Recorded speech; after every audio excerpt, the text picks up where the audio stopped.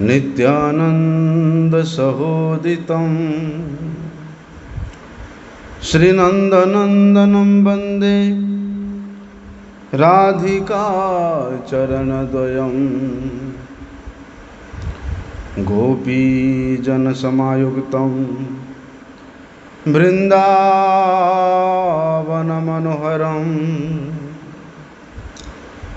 गुरवे गौरचंद्राय राधिकाय तदालये कृष्णाय कृष्णभक्ताय तद्भक्ताय नमो नमः। वंशाकल्पतरुर्भ्यश्च कृपा सिन्धुभ्यैव च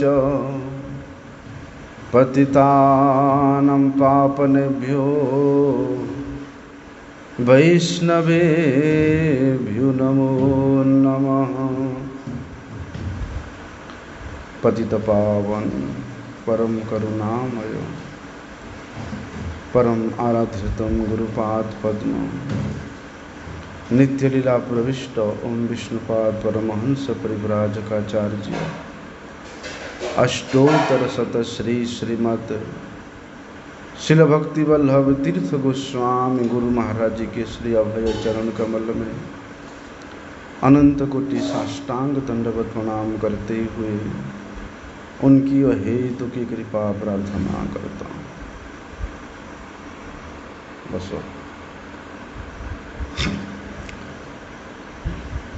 बांग्ला ना हिंदी? बांग्ला। तो कल के আমরা শুনলাম कि क्षणकाल कुसंगेर द्वारा चरित्रवान धार्मिक व्यक्तियों की प्रकार अधपतन होए। अजामिल श्रीमद्भागवतेर षष्ठ स्कंधेर अजामिल उपाख्याने आमरा शुनलाम।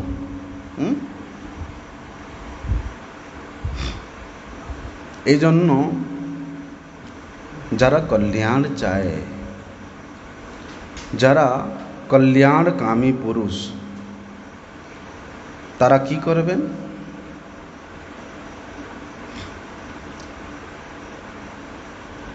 तादेर की कर्तव्य? जे विषय श्रवण कले, जे विषय दर्शन कले, जे विषय चिंतन कले मानुषेर अधपतन होए सेई विषय थेके बिरत थाकाई बुद्धिमान पुरुषेर कर्तव्य, कल्याणकामी पुरुषेर कर्तव्य। सत्सु सज्जेत बुद्धिमान, सत वस्तुते सत क्रियाते सत्पुरुषते मनोनिवेश करार जन्य निजेर चित्तवृत्ति के अभिनिवेश करार जन्य प्रयास करा ही बुद्धिमत्ता। यदि आमरा जानेछि जेनेछि कि विष खाले कि होय, विष पान करले मृत्यु होय, तो आमरा जेनेछि जे कुसंग कुदृश्य कुचिंतन एगुला विषयेर मतोर। यदि आमरा जानी शुनिओ सेई कुसंग करी ताहले कि होबे? जानिया शुनिया विष खाइनु गोरापहो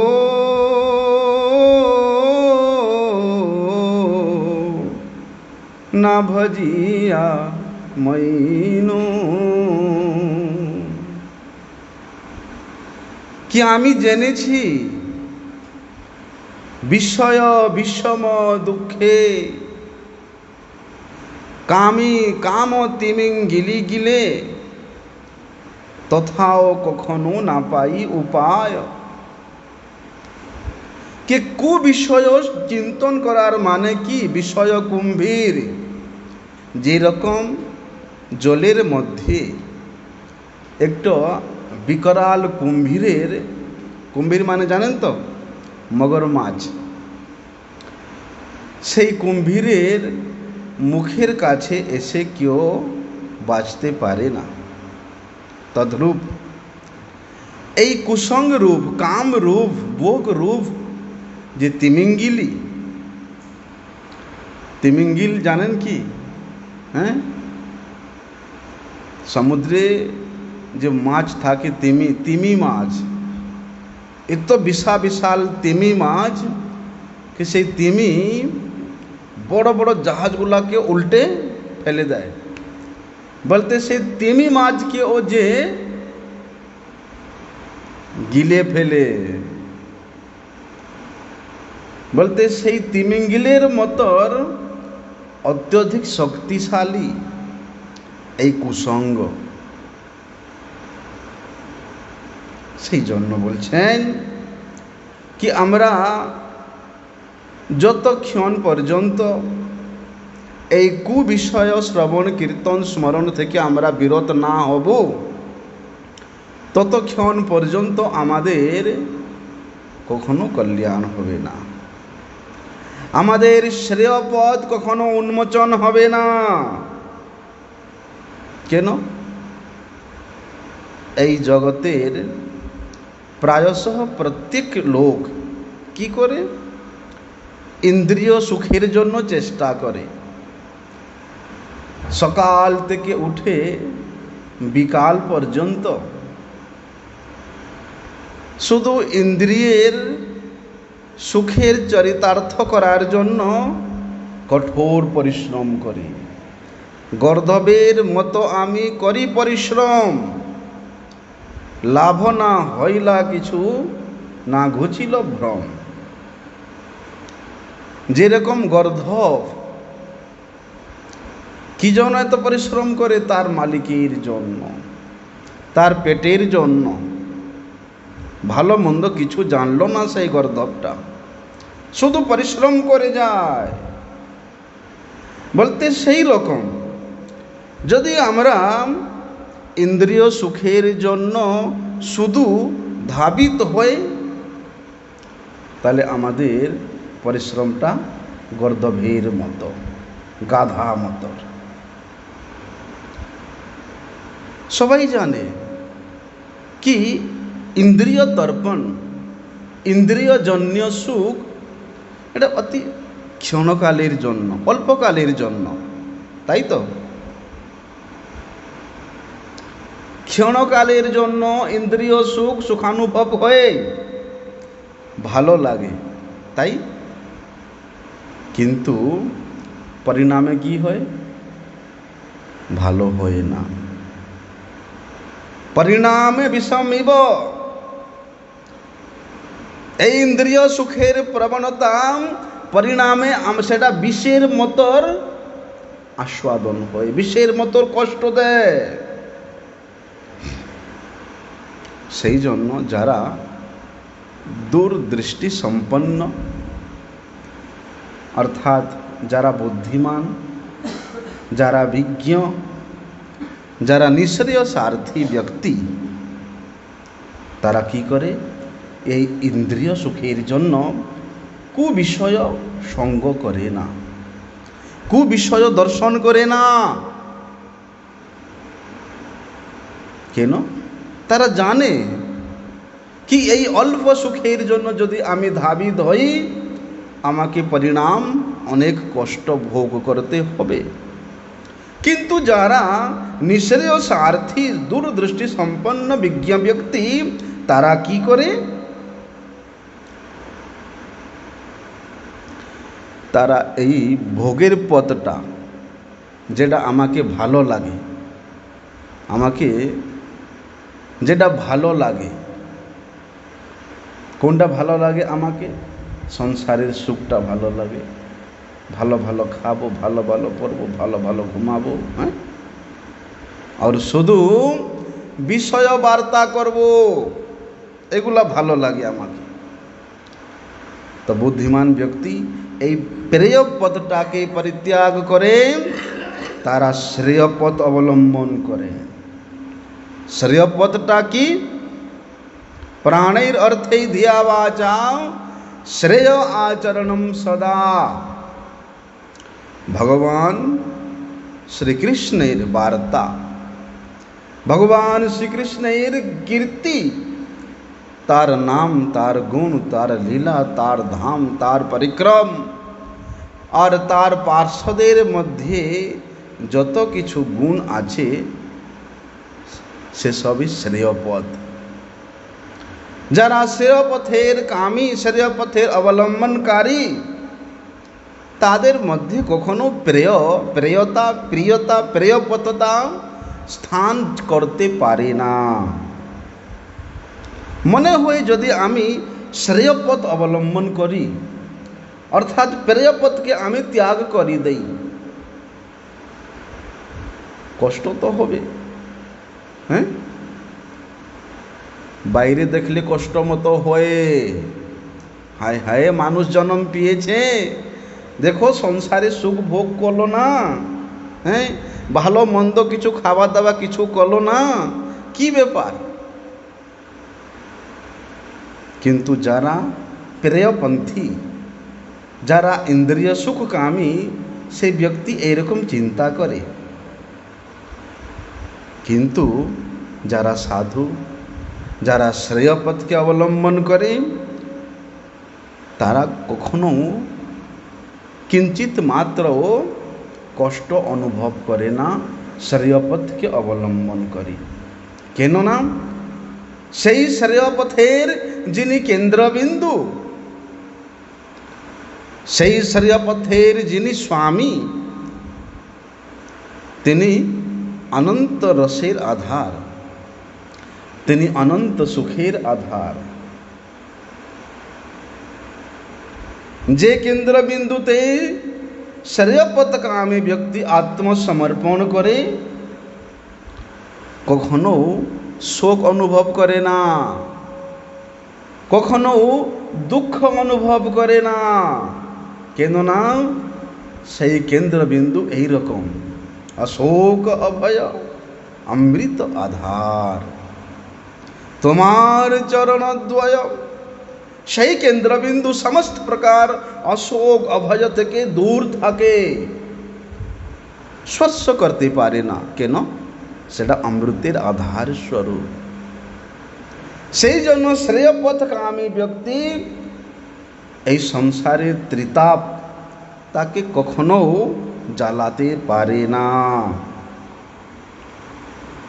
সেই জন্য বলছেন শ্রেয়পথ আপাততঃ ক্লেশকর মনে হলেও পরিণামে নিত্য সুখদ। প্রেয়পথ আপাততঃ কিঞ্চিত কাল সুখপ্রদ হলেও পরিণামে দুঃখপ্রদ, আর শ্রেয়পথ কষ্টকর হয়ে মনে হলেও এটা নিত্য সুখদ। সেই জন্য আমার মনকে, আমার ইন্দ্রিয়গুলোকে যে কাজটা ভালো লাগে আমরা তাই করব। এই তো ইন্দ্রিয় তর্পণ। আমাকে যেটা ভালো লাগে আমি সেটা করব। গুরু বৈষ্ণবের ইচ্ছা মতো আমি কোনো কাজ করব না। কেননা গুরু বৈষ্ণবরা যদি আমাকে নির্দেশ দেয়, তাদের নির্দেশ পালন করতে গিয়ে আমি সুখ পাই না। কেন সুখ পাই না? কেননা আমি ইন্দ্রিয় সুখ চাই, আমি নিজের সুখ সুবিধা চাই। সেই জন্য আমি নিজে যখন সংসারের সুখকে নিয়ে, ভোগকে নিয়ে ইন্দ্রিয় তর্পণ করছি, আমি আমার পুত্র কন্যাকেও সেই ইন্দ্রিয় সুখ ভোগ করাবো। যদি কোনো ছেলে তার মা বাবাকে ছেড়ে ভজন করতে আসে, বাবা কি অবস্থা! আমি দেখেছি ছেলের মা বাবা কোর্টে গিয়ে কেস করেছে কি আমার ছেলেকে এ সাধুরাম হ্যারাসমেন্ট করে, ওরা বাবাজি বানানোর জন্য নিয়ে গিয়েছে।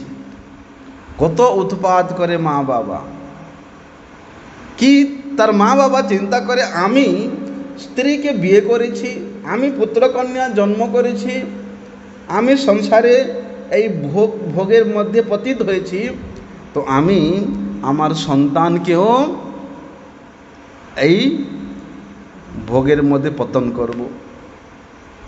একটা বিষয় আমি শুনেছিলাম আগে, কি একজন পাঞ্জাবি তার ছেলেকে, তার মেয়েকে और তার স্ত্রীকে নিয়ে তার শ্বশুর বাড়ি যাচ্ছে, ট্রেনে রিজার্ভেশন করেছে। যা হোক সেই পাঞ্জাবি লোকটা তার পরিবারকে নিয়ে ট্রেনে উঠল, উঠে সুখদ সুখদ যাত্রা আরম্ভ করেছে। যখন ট্রেনটা বিহারের সীমারে প্রবেশ করেছে, তখন একটা বিহারি সেই ট্রেনে উঠেছে, আর উঠে সেই পাঞ্জাবির পরিবারের কাছে এসে বসে গিয়েছে, তাদের সিটে সে বসে গিয়েছে। সে ব্যক্তিটা বলল কি এই সিটটা আমাদের, আমরা রিজার্ভেশন করেছি, আপনি আলাদা কোথায় অ্যাডজাস্ট হয়ে যান। কিন্তু সেই বিহারি ব্যক্তিটা বলছে তুমি কি করবে, আমি এই সিটে বসবো, তোমার যা ইচ্ছা করতে তুমি করো। বসেছে। এখন সেই পাঞ্জাবি ব্যক্তিটা ওকে বলছে অনেক কিছু, কমপ্লেন করা কথা বলেছে টিটি কাছে। তখন সেই বিহারিটা রাগ করে এক থাপ্পড় মেরে দিয়েছে সেই পাঞ্জাবি ব্যক্তিটাকে। এখন পাঞ্জাবি ব্যক্তিটা চিন্তা করছে আমাকে এক থাপ্পড় মেরে দিল, আচ্ছা এটা তো বড় গন্ডগোল হয়ে গেল। তখন বলছে ঠিক আছে তুমি আমাকে এক থাপ্পড় মেরেছ, তুমি যদি আমার ছোট ছেলেকে এক থাপ্পড় মারবে আমি তোমাকে ছাড়বো না। ওই বিহারি ব্যক্তিটা ওর ছেলেকেও এক থাপ্পড় মেরে দিয়েছে। বলছে বল কি করবি বল, তোর ছেলেকে মেরেছিস, আচ্ছা আমার মেয়েকে হাত উঠে দেখ, আমি তোর হাতটা ভেঙে দেব। ওই বিহারিটা তার মেয়েকে এক থাপ্পড় মেরে দিয়েছে, কর কি করবি বল। আচ্ছা যদি আমার স্ত্রীর উপরে তুই হাত উঠাবি আমি তোর হাতটা ভেঙে এখানে রেখে দেব।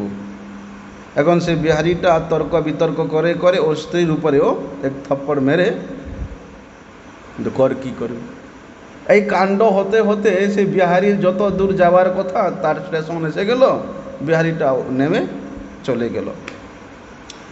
আগের স্টেশনে আসলো দরভঙ্গা। সেই দরভঙ্গা এই পাঞ্জাবি ব্যক্তির শ্বশুর বাড়ি। এখন শ্বশুর বাড়িতে তারা তো কোনো বিয়ে আয়োজনে গিয়েছে, বিয়ে অনুষ্ঠানে গিয়েছে।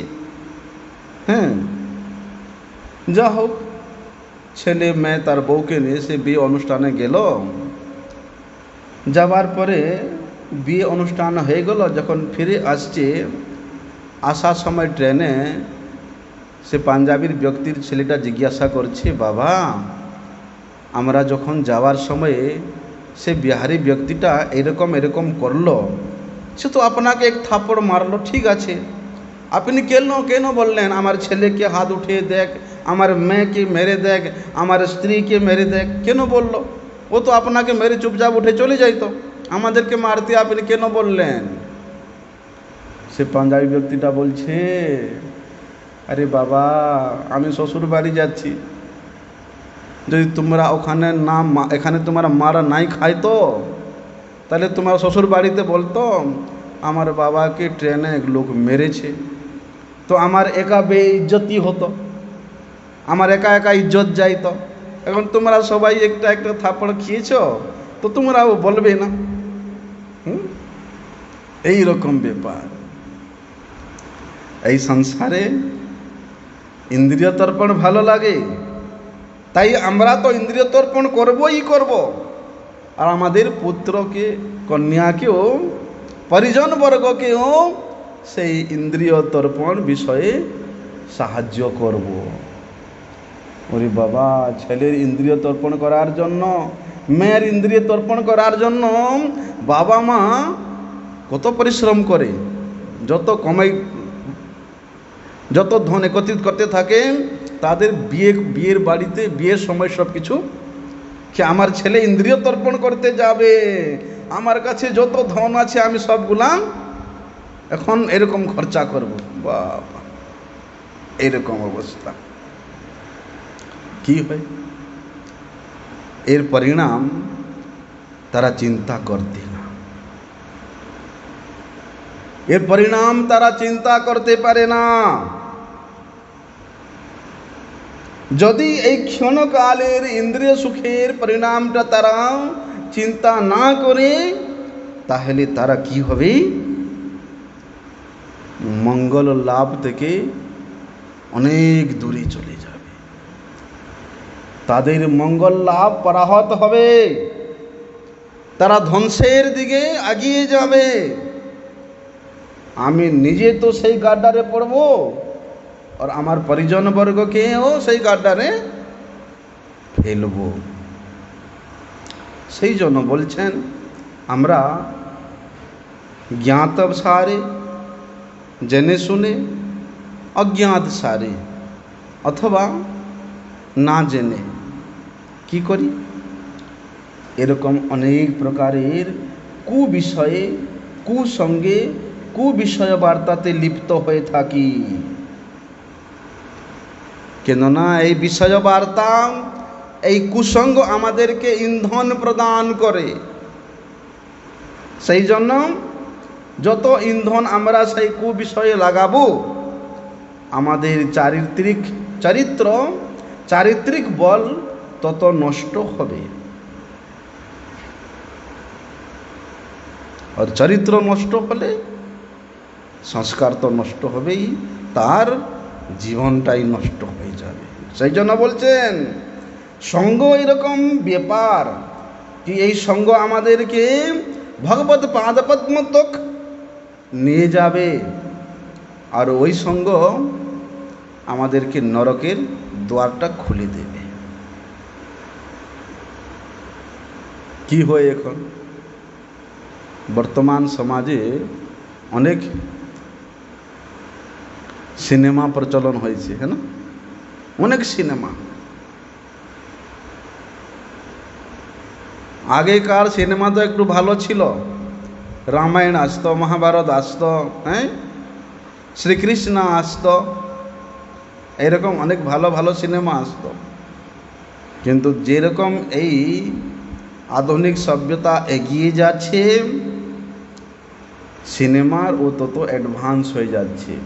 যে সিনেমাগুলা মানুষের চরিত্রকেই দুর্বল করে দেয়, সেই দুর্বল চরিত্রতা নিয়ে মানুষ কখনো আর সুসংস্কারযুক্ত হতে পারে না, সবল হতে পারে না। আর বলছেন কি অধিকাংশে যারা ব্যাপারী, বিজনেস করে কি নিয়ে? সিনেমা নিয়ে। যত অশ্লীল সিনেমা দেখাবে, তাদের তত অর্থ উপার্জন হবে।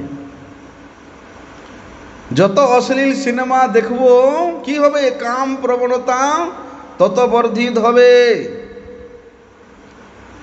ফিল্মের মাধ্যমে যত কুদৃশ্য আমরা দেখব, তার পরিণাম এত ভয়াবহ হবে, তারা কেউ একবারও চিন্তা করে না। আমি শুনেছিলাম একজন সাধু বলেছিলেন, অনেক প্রভাবশালী সাধু, তিনি বললেন, আমার অনেক শিষ্য আছে বোম্বেতে, আমি গিয়েছিলাম তাদের বাড়ি। একটা করোড়পতি শিষ্য, তার বাড়িতে গেলাম। সে করোড়পতি ব্যক্তিটা বলল, গুরুদেব দেখুন আমার ঘরে কিছু কমই নাই, সব কিছু পরিপূর্ণ, কোনো বস্তুর লেশ মাত্রও সেখানে কমি নাই, সব কিছু ভরপুর আছে। কিন্তু কি করব, আমার ছেলেটা এত বিপর্যয় বুদ্ধি হয়ে গিয়েছে, তার জন্য আমি বড় দুঃখী। একদম আমার কথা শুনে না, আমার কথা মানে না, বরং আমি যা কিছু বলি তার উল্টা কাজ করে। আর কখনো কখনো এই ছেলেটা আমাদের বাড়িতে বেশ্যাকেও নিয়ে আসে। যদি আমি ছেলেটাকে বলতে যাই, আমাকে ডরায়, ধমকায়। কি করব গুরুদেব আপনি বলুন। তখন সেই মহাত্মা বললেন, ওইখানে আপনার ছেলের কোনো দোষ নাই। আপনার স্বামী স্ত্রী যখন সন্তান উৎপত্তি করবে, তখন আপনাদের মনোভাবটা কীরকম ছিল? আপনারা টিভিতে অশ্লীল চরিত্র দেখে, অশ্লীল চলচ্চিত্র দেখে, অশ্লীল ফিল্ম দেখে তোমরা সঙ্গ করবে আর সন্তান উৎপত্তি করবে, তো সেই সন্তান কীরকম সংস্কার যুক্ত হবে? এই পরিণাম দেখা যাচ্ছে এত ভয়াবহ হয়ে কি কেউ চিন্তাও করে না। আর সরকার কি করবে? এই সব চলচ্চিত্রগুলাকে সে দেখানোর জন্য পারমিশন দিয়ে অনেক টাকা কমায়, সেই জন্য সেও কিছু করে না। কিন্তু এরকম অনেক সিনেমাও আছে যেখানে অনেক সুশিক্ষাপূর্ণ সিনেমা আছে, সেগুলো দোষাবহ নয়। কারণ এরকম সিনেমার দ্বারা সমাজের প্রচুর কল্যাণ সাধিত হয়। কীরকম? রামায়ণ, মহাভারত, শ্রীকৃষ্ণ, পৌরাণিক চরিতাবলী, হ্যাঁ, অনেক এরকম চলচ্চিত্র আছে যেটা সমাজকে সবল করে, সুস্থ করে, একটা সৎ উদ্দেশ্যে সেগুলা ব্যবহার হয়। সেই জন্য সাবধান বাবা বলছেন, যেরূপ ক্ষণকাল অসৎসঙ্গের দ্বারা অধপতন হয়ে থাকে, তদ্রূপ আবার ক্ষণকাল যদি কেউ সৎসঙ্গ করে, সেই ক্ষণকালের সৎসঙ্গে তার সমস্ত প্রকার অশুভ নষ্ট হয়ে প্রচুর মঙ্গল লাভ হয়। দেখেন কত পার্থক্য! ক্ষণকালের দুঃসঙ্গ, কুসঙ্গ মানুষকে, জীবকে অধপতনের রাস্তা দিকে নিয়ে যায়, আর সেই ক্ষণকালের সৎসঙ্গ, সুসঙ্গ কি করে? সমস্ত অশুভ নষ্ট করে মঙ্গল লাভ করায়। সাধু সঙ্গ সর্বশাস্ত্রে কয়ে, লবমাত্র সাধু সঙ্গ সর্বসিদ্ধি হয়। আমি ঠাকুরের আচরণ দিয়ে আসি, আপনারা মহামন্ত্র করুন।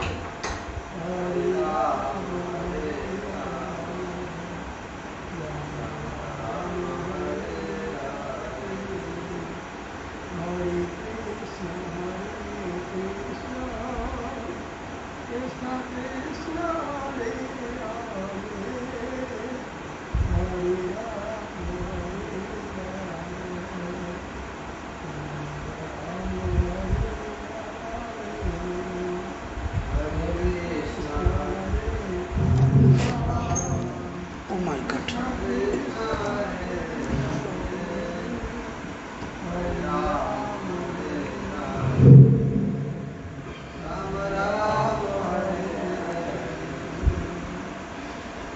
সেজন্য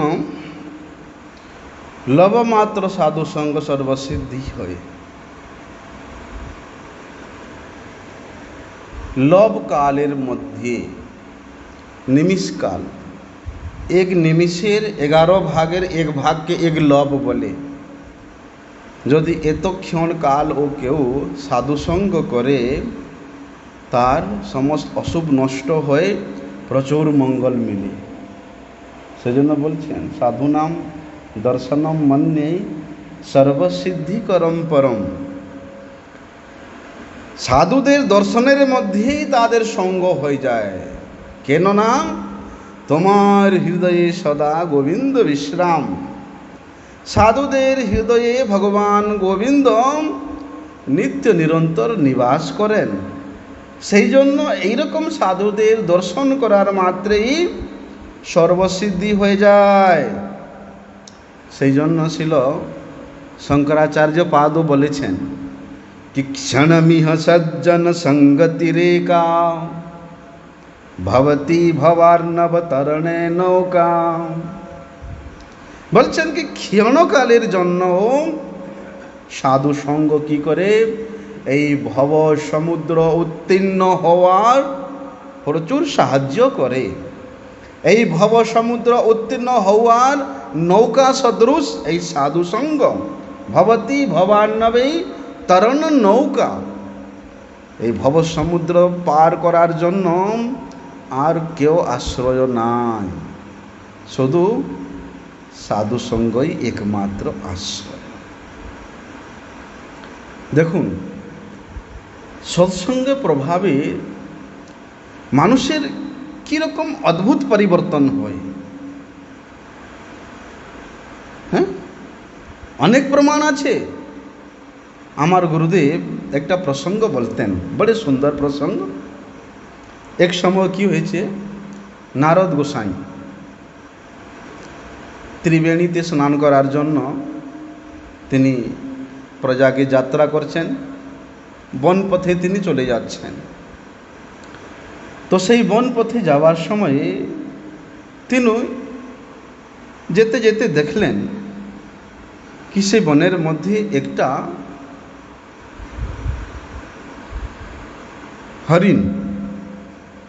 একটা হরিণ বানবিদ্ধ অবস্থায় ছটপট ছটপট ছটপট করছে। আর একটু এগিয়ে দেখলেন কি একটা বন্য শূকরও ঠিক সেই অবস্থায় বানবিদ্ধ অবস্থায় যন্ত্রণা প্রাপ্ত করছে।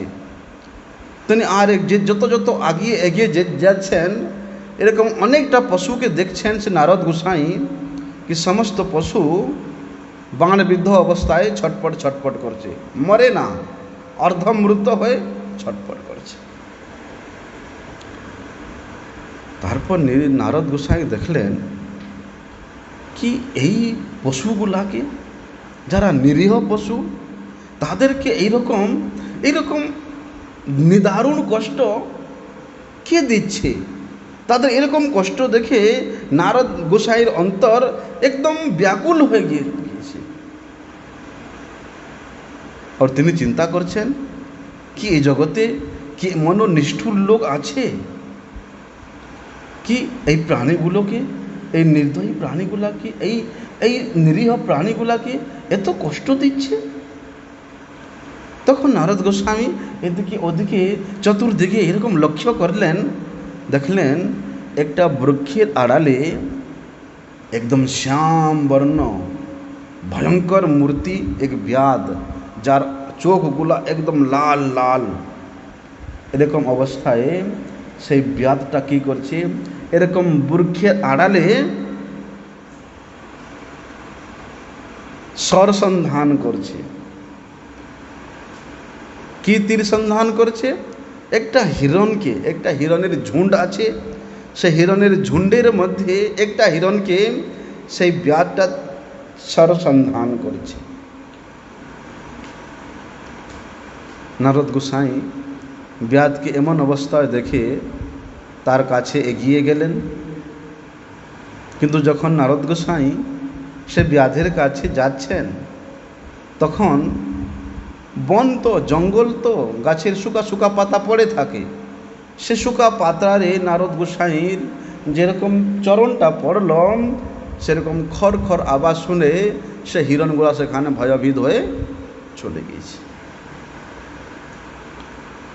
এখন ব্যাধ দেখছে শিকার পালিয়ে গিয়েছে। শিকার যাকে সরসন্ধান করেছিল সেই শিকারটা পালিয়ে গিয়েছে। তখন সেই ব্যাধ অত্যন্ত ক্রুদ্ধ হলো। ক্রুদ্ধ হলেও তিনি নারদ গোসাইকে দেখে তার ক্রোধটা আবার প্রশমিত হলো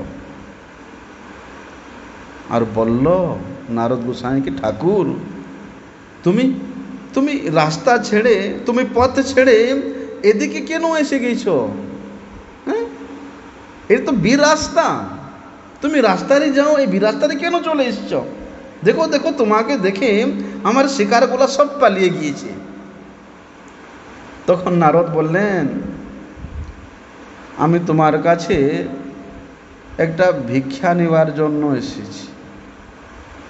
ব্যাধ বলল, আমার কাছে ভিক্ষা? হ্যাঁ, তোমার কাছে। ঠিক আছে, বলো কি ভিক্ষা চাই? আমার কাছে দেখো হিরণের ছাল আছে, ব্যাঘ্রের ছাল আছে, আমি দিতে পারি। তোমার এগুলো চাই তো নিয়ে যাও। নারদ বললেন, বাবা আমি ওসব চাই না, আমার তোমার কাছে একটা প্রার্থনা, তুমি যে এই প্রাণীগুলোকে যখন মারবে একবারেই মেরে ফেলো, ওদেরকে এরকম আধমরা করে রাখো না, এই আমার ভিক্ষা। তখন ব্যাধ বলছে, গোসাই তুমি জানো না, তুমি বুঝবে না, প্রাণীগুলো যখন অধমরা অবস্থায় ছটপট ছটপট করে, তাদের সেই ছটপট ছটপট অবস্থা দেখে আমার মনে বড় আনন্দ হয়, আমি বড় বড় সুখ পাই। নারদ গোসাই বললেন, দেখো তুমি ব্যাধ, জীব হত্যা করো তোমার কাজ, কিন্তু না এই জীব হত্যা করেই তোমার উপজীবিকা পরিবর্তিত হয়, কিন্তু অযথা তুমি এই প্রাণীগুলোকে এত কষ্ট দিয়ে মারো, এটা তো ভালো না, এটা ঠিক না, এর পরিণামটা এত ভয়াবহ হবে তুমি কোনোদিন চিন্তাও করে না। বললেন নারদ গোস্বামী সেখানে, তুমি যেভাবে নিষ্ঠুর হয়ে এই নিরীহ প্রাণীগুলোকে কষ্ট দিচ্ছ, তার প্রতিক্রিয়ায় তোমাকেও তদ্রূপ কষ্ট পেতে হবে। তুমি যতবার, যত সংখ্যক পশু এইভাবে তুমি মেরেছ, ততবার তোমাকে জন্ম নিতে হবে, আর ততবার এই রূপ ছটপট ছটপট কষ্ট পেয়ে তোমাকেও মরতে হবে। এখন নারদ গোসাই তিনি তো মহাভাগবত, শাস্ত্র এমনি বলছেন, সাধু নাম দর্শনম মন্যে সর্বসিদ্ধিকরম পরম। ও নারদ গোস্বামী মতো সাধু, তার দর্শন কি নিষ্ফল হতে পারে? বলতে সেই মহাভাগবত নারদের সঙ্গ লাভ করে ব্যাধের চিত্ত সম্পূর্ণরূপে পরিষ্কৃত হয়েছিল। তখন ব্যাধের অনেক ভয় হলো। সেই ভয়ভীত অবস্থায় সেই ব্যাধ নারদ গোসাই চরণ নিপতিত হয়ে প্রার্থনা করতে লাগলো কি, হে প্রভু, আমি বাল্যকাল হতে এরকম বহু প্রাণীকে মেরেছি, এরকম যন্ত্রণা দিয়েছি, কিন্তু আমি এদের মতো যন্ত্রণা সহ্য করতে পারবো না। উপায় এই নিদারুণ ভয়াবহ দুঃখ হতে, কষ্ট হতে, যন্ত্রণা হতে তুমি আমাকে নিস্তার করো। আমি তোমার চরণে অপতিত হয়েছি, হে নারদ গোসাই, আমি এই পশুদের মতোর ছটপট ছটপট যন্ত্রণা সহ্য করতে পারবো না, আমাকে এই যন্ত্রণা থেকে নিস্তার করো। নারদ গোসাই বললেন, দেখো আমি তোমাকে মুক্তির একটা উপায়ও বলছি, কিন্তু আমি যা বলবো আমার কথা মতো তোমাকে চলতে হবে। ব্যাস বললেন, ঠিক আছে, আপনি যা আদেশ করবেন শিরোধার্য আমি অবশ্য পালন করব, আপনি বলুন কি করতে হবে আমাকে। নারদ গোসাই বললেন, আগে তো তুমি তোমার এই ধনুষটাকে ভেঙে ফেলে দাও, আর তোমার পাপের দ্বারা অর্জিত যত ধন আছে সেই সব ধনগুলাকে তুমি ব্রাহ্মণদেরকে সাধুদেরকে দান করে দাও। পরে তুমি আর তোমার স্ত্রী এই বনে এসে এখানে একটা কুটিয়া নির্মাণ করে তোমরা এখানে হরিনাম করো, কৃষ্ণ ভজন করো, আর একটা তুলসী মণ্ডপ রচনা করে নিত্য প্রতি সেই তুলসী মণ্ডপে প্রণাম করবে, পরিক্রমা করবে আর হরিনাম করবে। বললেন, আমি জানি তোমার ধনুষটা তুমি ভেঙে দিলে তোমার জীবিকা নির্বাহে অনেকটা প্রবলেম হয়ে যাবে, হ্যাঁ, কিন্তু চিন্তা করো না, তোমার জীবিকা নির্বাহের জন্য তোমাকে চিন্তা করা কোনো প্রয়োজন নাই। আমি প্রত্যহ প্রচুর পরিমাণে তোমার কাছে খাদ্য পদার্থ পাঠাবো, কিন্তু তোমার যত প্রয়োজন যত দরকার তুমি তত গ্রহণ করবে। এখন কি হলো, নারদের উপদেশ মতো ব্যাধ নিজের ব্যাধ বৃত্তিকে পরিত্যাগ করলেন, আর ব্যাধ বৃত্তির দ্বারা তিনি যত অর্থ উপার্জন করেছিলেন সেই সবগুলাকে দান করে স্বামী স্ত্রী উভয়ে এই বনে এসে একটা কুটির নির্মাণ করে সেখানে নিরন্তর কৃষ্ণ নাম জপ কীর্তন করতে লাগলেন।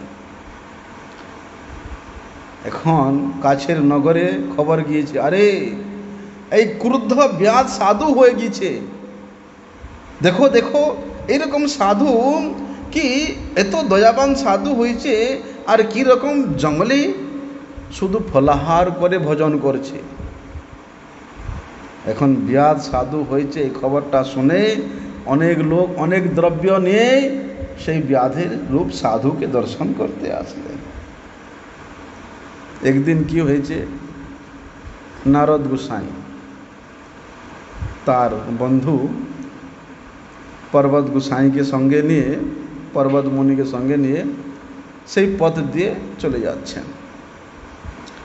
এখন ব্যাধ দূর হতে দেখলেন গুরুদেব আসছেন, তখন তিনি ছুটে যাচ্ছেন গুরুদেবের কাছে প্রণাম করার জন্য, কিন্তু তিনি যে বনে চলে চলে যাচ্ছেন এত সতর্ক হয়ে যাচ্ছেন, এত সতর্ক হয়ে তিনি তার পদবিক্ষেপ করছেন যাতে তার পায়ের নিচে কোনো ছোটো মোটো চিটি কিড়ে এসে না মরে যায়। যখন নারদ গোস্বামীর কাছে গেলেন তিনি সেই ভূমিতে নারদ গোসাই প্রণাম করবেন, কিন্তু দেখলেন সেখানে ছোট ছোট পিপিলিকা আছে, চিটিগুলো আছে, তার বস্ত্রে তিনি এরকম করি সেই চিটিগুলাকে হাঁটাচ্ছেন, আর এত যত্ন করে হাঁটাচ্ছেন যেরকম তাদের কোনো অসুবিধা হয় না। তারপরে তিনি সেখানে নারদ গোস্বামীর চরণে প্রণাম করলেন।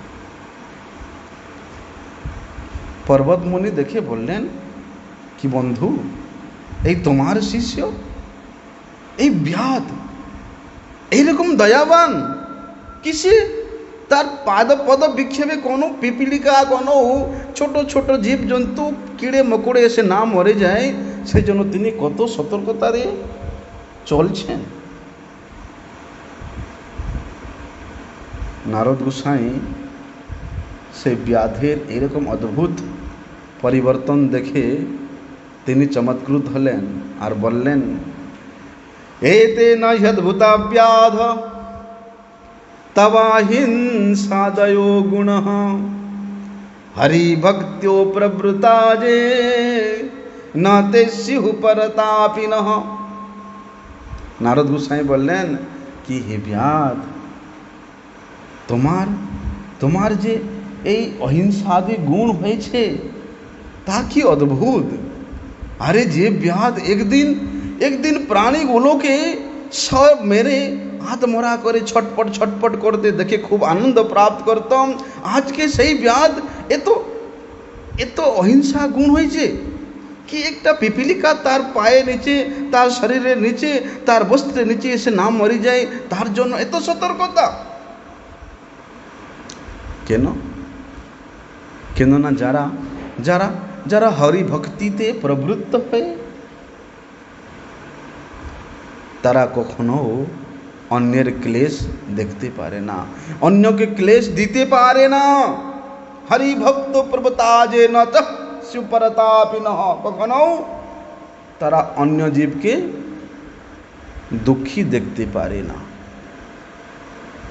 সেই জন্য বলছেন শ্রীমান মহাপ্রভু কি বলছেন, জীবে দয়া নামে রুচি সর্বধর্ম সার। কেন বললেন? কেন না প্রত্যেক জীবের হৃদয়ে ভগবানের বসতি আছে।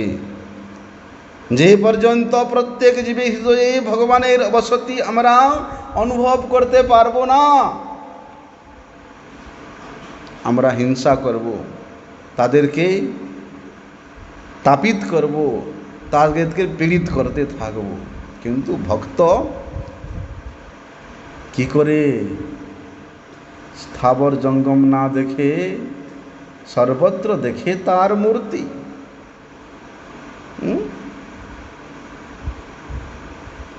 এইরকম এখন কি হয়ে আমি দেখেছি আমার গুরুদেবের এত দয়াগুণ।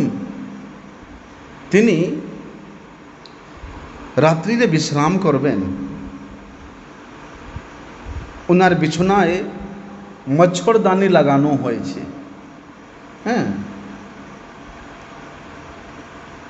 আমরা তো ক্রুদ্ধ, আমাদের গায়ে একটা মচ্ছা পড়লেই আমরা ধাম করকে মেরে দিই যা, আর এত ক্রুদ্ধ লাগে মারার পরে ওকে এরকম করে রগড়ে দিই যা, তার নিশানাও থাকবে না, তাই তো। কিন্তু আমি গুরুদেবের সেই দৃশ্যটা শ্রবণ করেছি কি গুরুদেবের বিছানায় মচ্ছরদানি ভিতরে কিছু মচ্ছর ঢুকে গিয়েছে। এখন অর্ধরাত্রিরে প্রায় 2-2:30 বাজে গুরুদেব উঠে বসে বলছেন যাও যাও যাও বাইরে যাও বাইরে যাও, এরকম একটু জানলাটা ওই যে মচ্ছরদানিটা উপরে উঠিয়ে বলছেন যাও যাও তোমরা বাইরে যাও বাইরে যাও বাইরে যাও বাইরে যাও বাইরে যাও। মচ্ছরদেরকে গুরুদেব বলছেন কি বাবা আমি তোমাদেরকে মারবো না, তোমাদেরকে আমি বলে স্নেহ করে বলছি বাইরে চলে যাও, আমি ঘুমাবো। দেখছেন কিরকম দয়াগুণ। তিনি সেই অর্ধরাত্রিতে উঠে কথা বলছেন মচ্ছরগুলাকে যাও যাও যাও, এরকম বাইরে যাও বাইরে যাও। তখন গুরুদেবের সেবক সে অকস্মাৎ জানলাটা খুলে দেখেছে গুরুদেব রাত্রি 2-2:30 বাজে কাকে বলছেন যাও যাও বাইরে যাও বাইরে যাও। তিনি দেখলেন গুরুদেব সে মচ্ছরদানির ভিতরে টর্চ লাইটটা জ্বালিয়ে মচ্ছরদেরকে বলছেন যাও যাও বাইরে যাও বাইরে। কিরকম দয়াগুণ। কেন? হরিভক্ত প্রভুতা যে নতে শিহু পরতাপিন, যাদের হরিভক্তি আছে, যারা হরিভক্তিতে প্রবৃত্ত হয়েছে তারা কখনো পরতাপন করতে পারে না, কখনো অন্যকে ক্লেশ দিতে পারে না, অন্যের ক্লেশটা দেখতেও পারে না। তারপরে কি হলো, নারদ গোসাইকে ব্যাদ ওখানে আসন দিলেন, পর্বত মুনিকে নারদ গোসাইকে আসনে উপবেশন করিয়ে তাদের চরণ ধৌত করলেন, পাদ্য অর্ঘ্যের দ্বারা ওনার পূজা করলেন, আর তাদের পাদ প্রক্ষালন করে তাদের পাদ ধৌত জল স্বামী স্ত্রী উভয়ে নিজের মস্তকে ধারণ করলেন। এই রকম অবস্থা।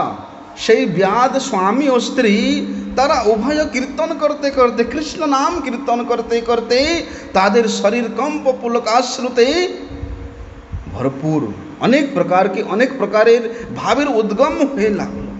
প্রেমে বাহু তুলে তারা নৃত্য করতে লাগলো।